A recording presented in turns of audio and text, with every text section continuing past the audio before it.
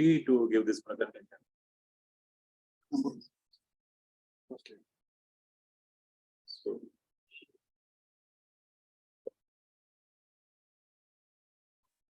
PowerPoint was there. Sure. Share, sir. Yeah. Good morning, everyone. Myself, Kishore Garud. I'm a superintending engineer in charge at MSETCL corporate office, looking after transmission O&M.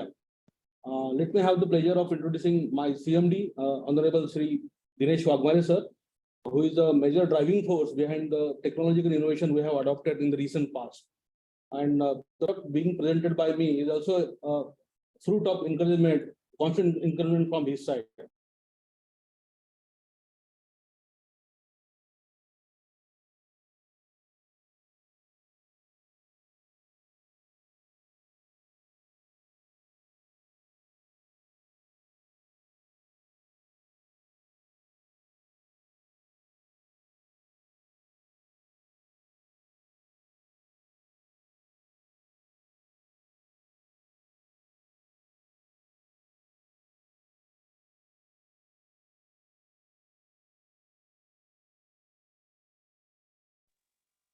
Good morning. Myself, Kishore Garud. I am superintending engineer in charge, looking after transmission O&M at corporate office MSETCL Mumbai.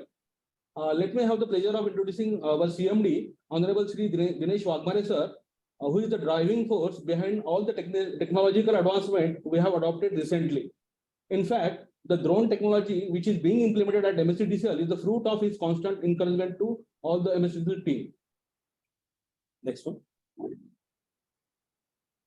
So, Maharashtra State Electricity Transmission Company is one of the largest state transmission utility in the India. Our transmission system is capable of handling about 27,000 megawatt of power. We are the only state utility in India owning HVDC transmission system. We have introduced 400 kV system in the year 1976. So, technological innovation is in our blood, and we are ready to adopt new trends, state-of-the-art technologies. Our rolling 5-year infrastructure plan is about 16,000 crores. We have transmitted 89,000 million units in the year 22-23 up to September. We have sanctioned staff strength of about 15,000 employees all across state of the Maharashtra.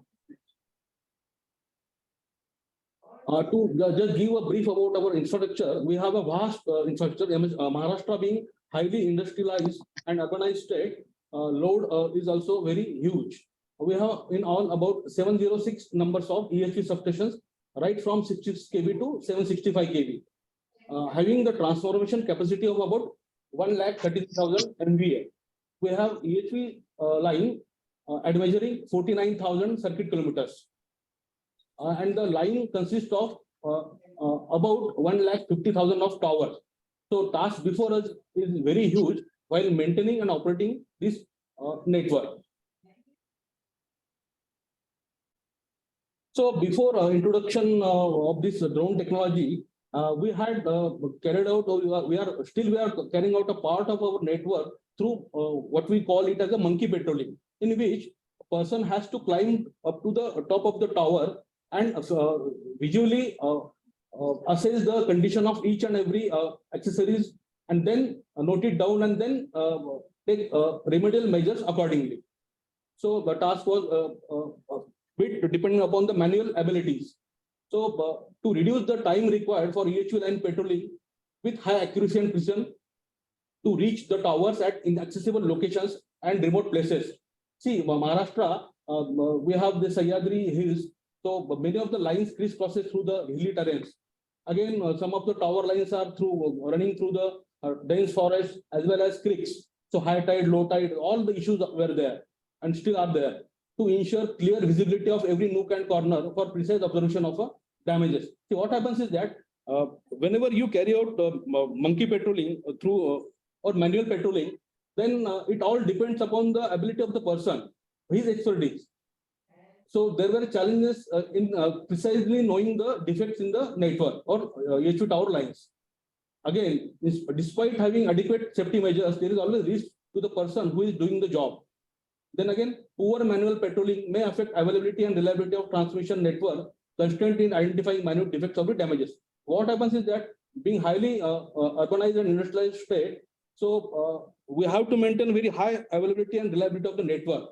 So any single failure of the power in the major urban areas like Pune, Nasik, Mumbai leads to a huge social impact. And so we have to be always on toes. So that was a very tricky issue before us, is always being. Now again, timing is very much required, because see what happens, inspection of 150,000 towers it takes a huge time. So manual inspection is time consuming and largely depends upon person's ability, as I have already told. Right. So this remote airborne inspection and scanning system, RAISS, that is remote control drone. So patrolling of transmission lines is carried out using drone, which has pre-installed high sensitive visual cameras as well as thermovision cameras. And these are included with GPS. So we can easily identify the location, that is lat and longs can be identified and recorded on the pictures and images. This results in precise monitoring of the visual defects. Visual images, videos are recorded by any possible defects like lacuna. Encroachment issues along with the ROW are also closely watched. Can you remove this?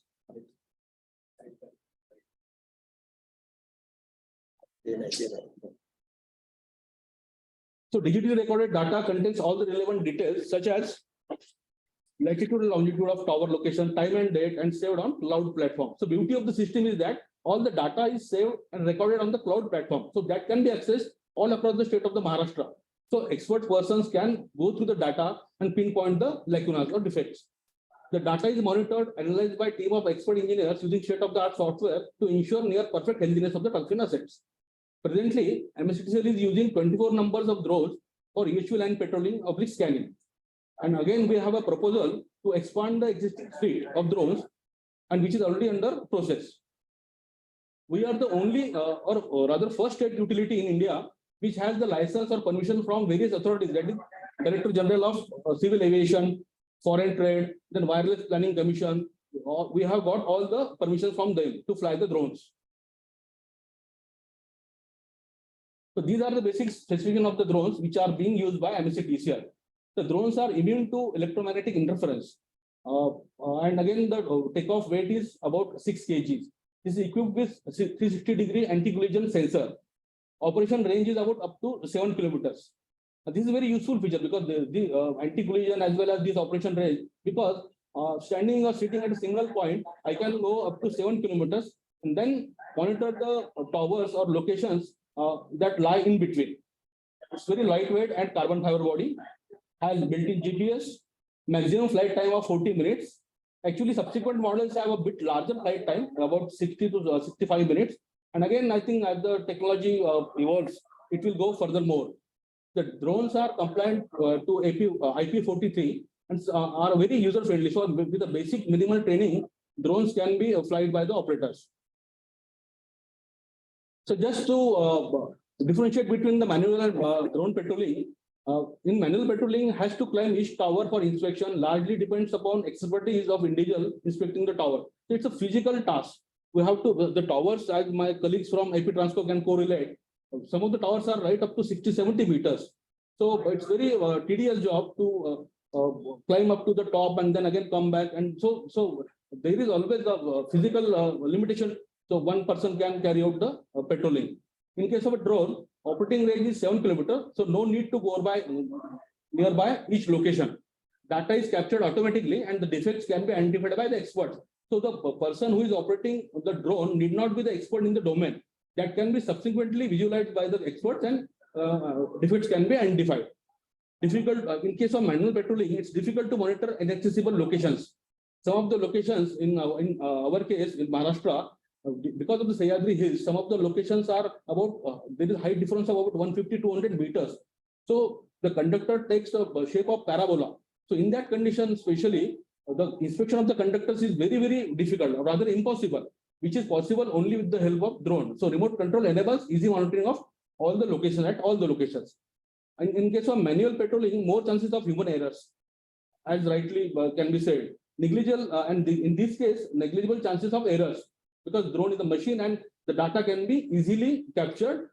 Provided the only thing is that operator should be adequately trained. So safety concerns of field technicians are always there in case of manual patrolling. There are no such concerns in case of a drone because it's remotely operated. So more manpower is required for manual patrolling, whereas very minimal or less manpower can be used for drone patrolling. So data management is one of the major aspects, which is very tedious because see, manually you have to store the data by writing on manuscripts, and then again we have to refer back certain past history or records. Very difficult. So in this case, as I have said, the cloud platform gives us easy access to the data, huge data. So efficient data management is the key for the drone patrolling. And time consuming is the, as I have said, time consuming process is manual patrolling. This is the very quick and speedily drone patrolling. So as a sample case, I have just illustrated one example from one of our EHV circle, wherein there are about 8 lines they have carried out patrolling of about 232 locations. So 45 numbers of defects are observed and attended. I'll just brief up about the defects observed. So mainly while inspection, the important checkpoints that needs to be looked into are healthiness of hardware, corona ring, vibration damper, suspension of tension clamps, then healthiness of conductor, earthwire, earth bond, missing or loosened nut bolts, arcing horn, and insulator strings. So typical defects observed during the drone patrolling. Sorry, sir, for interruption. Sir, can you please conclude your presentation in 2 minutes? Couple of minutes, please. Couple of minutes. Yeah, please. So these are the photographs in which we have captured that there are some of the missing or loose nut bolts are there. As rapid transco people can correlate, it's very difficult through manual patrolling. Next one. In this case, the corona ring has been damaged. There are some minute holes observed due to flashover. These some quarter pins or safety or lock pins are missing in this case. So we have attended some of the defects observed, and this this minute defect of missing quarter pins has also been identified and then subsequently attended to. So jumper nut bolts in this case are also missing and which has been replaced subsequently. Damaged jumper, dislocation of earth wire jumper, earth bond, corroded parts. So this is a typical case. They're actually visual images from the drone camera. Actually, in the Karad zone, there were heavy flood 6 months back, and the location where the tower has collapsed was about 4 kilometers in the totally flooded area. However, due to drone only, we could assess the exact damages to the towers, and that took the remedial measures. Again, as I have said, we have thermovision camera as well equipped with the drone. So these are the images of the hotspot identified by that thermovision camera. So this identified hotspot has been attended to, which was having the temperature of more than 160 degrees, and subsequently it came down to 35 degrees. Next. This is a typical video showed through drone's eye. So you can see it's capturing each and everything very minutely, which is just impossible with the naked eyes of the person.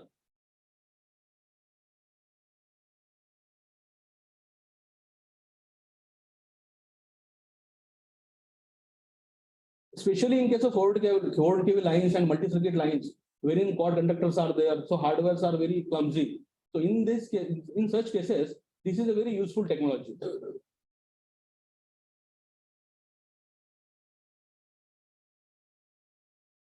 Even a minute pore or minute hole can be identified or located.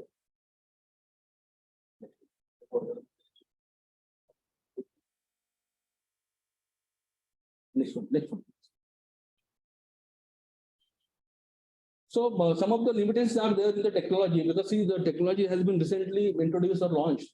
So there has to be certain limitations. However, as time goes by and this use becomes widespread, I'm sure that it would be taken care of. So battery backup is only about 40-45 minutes. Manual data analysis is required. However, artificial intelligence and machine learning has already been, we are already exploring it, and hopefully within the next maybe a year or two, we'll be able to do it. So in that case, with the available data, all the defects can be pinpointed by software itself. There is no need of again visually going through each and every slide and a pic or video recording. So it's very delicate to operate the drone. And way forward, drones can be used for accurate survey during planning stage for new substation and lines. Drones with heavy payload or high payload. So what happens is that whenever there is a requirement of head loading for the construction works, drones can be used. In fact, the drones are available having the payload capacity of about 250 to 300 kg, which can be used for such purpose for material transportation. Drones can be used to assess the conditions, damages during natural disaster or calamities. With the evolution of technology, enhancement in flight time will lead to increased efficiency and usage of AI and ML in conjunction with the drone technology. It's the way forward. Yeah. So that's it from our side. Thank you so much for patiently listening to me. Thank you so much. Very good presentation, sir. In fact, these are the pictures which you have shown, the defects you have noticed are really the best example of using technology in carrying out, pinpointing out the defects. By the way, how frequently do you do this drone patrolling? Sir, basically, presently we have about 24 numbers of drones. So, and considering the total quantum of our towers, it's impossible to cover all the towers with the drone technology. However, to the possible extent, we are catering to maximum requirement. And our people at many of the circles, we have the zones and circles for transmission momentum purpose. So there is no paucity of the trained manpower. The only thing or only bottleneck before us is the battery time. So battery, that time is very limited to us. Flight time is very limited with this drone. So, but we are using, we are doing the maximum use of this. And we are placing order for another 42 drones. Yeah. And these drones are with the latest technology, which has better battery lifetime. Yes, sir. Definitely. Very good presentation, sir. In fact, this technology should be used by other electricity departments also. Very good. Thank you, sir. Thank you so much. Thank you. Thank you. Sir, with the use of drones, is there any reduction in maintenance cost? Definitely, sir. See, cost, I mean, what has happened is that, see, this is a very useful tool for predictive maintenance. So what is happening, even the holes or pores on the corona ring has been observed by us. So which would have led to tripping of the line at one fine morning maybe. So beforehand, doing the proactive maintenance has led to reduction in the tripping, definitely led to reduction in the tripping, sir. Excellent use of technology in past. Thank you, sir. Thank you, sir. Thank you so much.